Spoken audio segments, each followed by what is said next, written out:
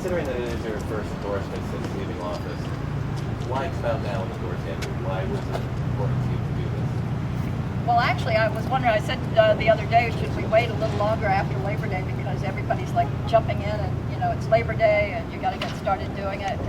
But I think it's important because, one, when you start to read something, as I keep saying, that is so totally off base, I think that anytime you can speak up and say something, it's important, and I'm pleased to do it.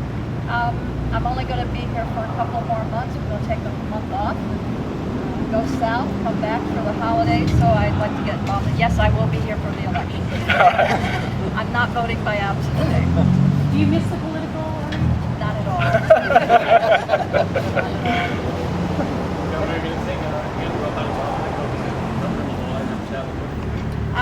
I don't think I have time right now. I have a lot of commitments on my plate, and someone asked me in one of the press, I apologize if I don't remember who, what have I been doing? I'm sort of keeping a low profile.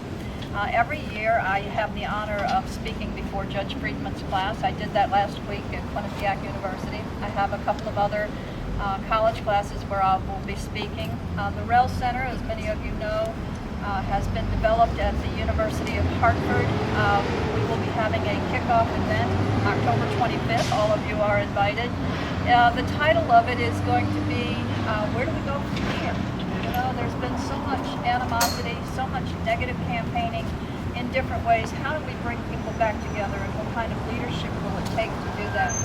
Yes, it is before the election, but I think it's important that people have a voice in where they think we should be heading for now. How do you get people to sit across the table from each other and work together? So I think it'll be interesting. Tom Monahan is one of our speakers that night, and Nancy Johnson will be there, and Karen Hobart-Flynn from Common Cause. So we have a good group. That was a paid advertisement. Right. Do you consider yourself, it seems like you're taking a low profile. Is this the way that you wanted it to be post-governorship? In other words, are you doing what you wanted to do? And some people were saying, and it's obvious you have kept somewhat of a low profile. Maybe you don't view it that way, but we don't see you too much. Hartford's about an hour's drive. I've done it for 26 years. If I don't have to, I don't go. I do serve on various boards. I'm on the Fidelco board. I'm going to a Fidelco board meeting later this month. Tomorrow I'm going to a board meeting at the New England Air Museum. So I kind of take my time going to Hartford or in the Hartford region. But as far as a low profile, I like my life very much. The peace and quiet, as well as getting to enjoy a couple of, I started to call them rugrats, but I guess their parents wouldn't like that. But I very much enjoy our 4 grandchildren and spending time with them. Thank you. Well, that's what you're going to be doing. Obviously, not today. You're going to be doing other endorsements, or do you expect to be doing other endorsements? Not in this race, obviously. Yeah, I don't, not in this race. Today it's about Andrew. We'll talk about others as they come. In your tenure as governor, and previously, did you ever notice governors and former governors getting involved in congressional races, the level that they're getting involved in?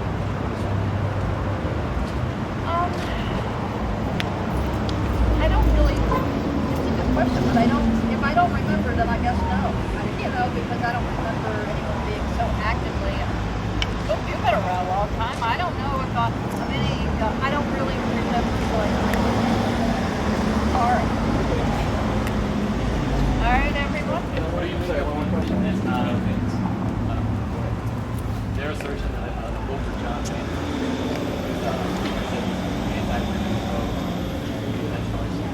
I think it's regrettable, Hugh, that the tone that's being set, this hyper-partisan tone, which is what has brought Washington to the paralysis we're now experiencing, seems to be the modus operandi of my opponent.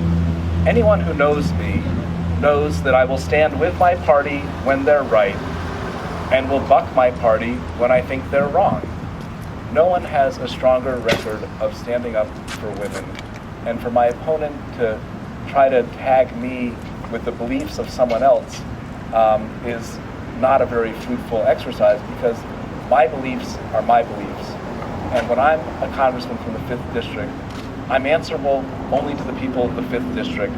I will be true to myself and to my constituents, and no one's going to bring me into an agenda that's not reflective of who I am. So far, she's out fundraising. How do you hope to? I'm just making as many friends as I can every day, Hugh, and I think in the end of September we'll see that the gap has narrowed considerably.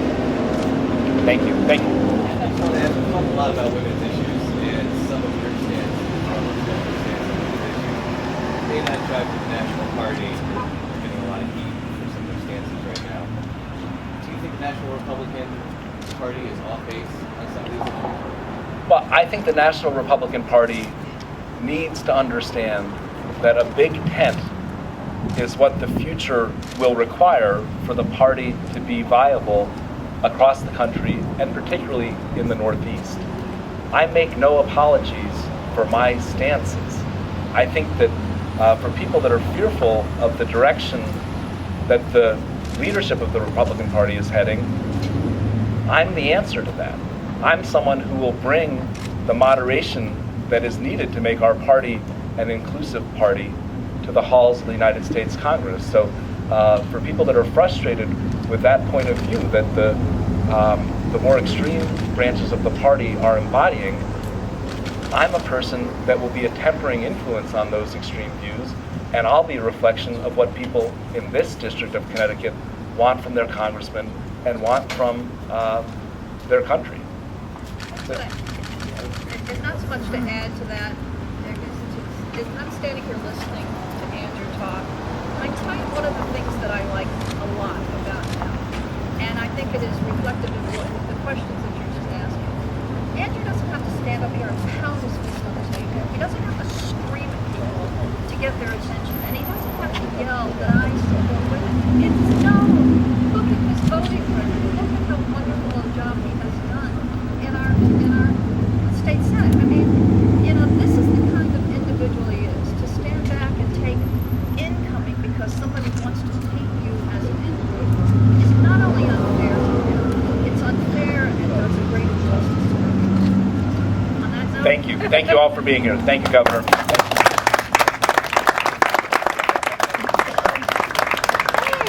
how are you? Oh, nice to see you.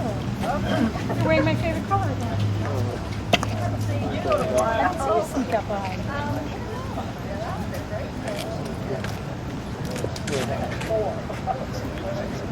We'll be back.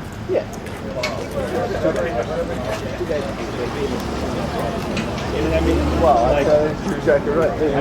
Too bad. Wow. I think it ought to be more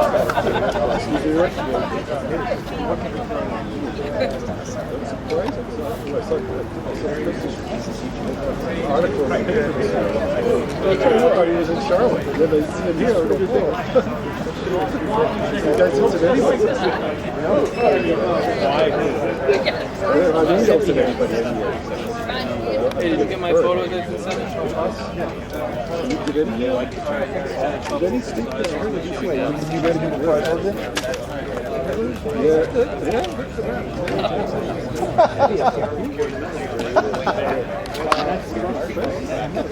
Yeah, I can't get any closer. You know, kind of like close. You got it. Any of the other papers that Yeah, no, that's the only advantage part. I got it. Not that I mind being on Zoom. It was like 2 in the afternoon. Alright, perfect. Yeah, no, I just want to make sure you guys were getting. All right, no problem. Thank you.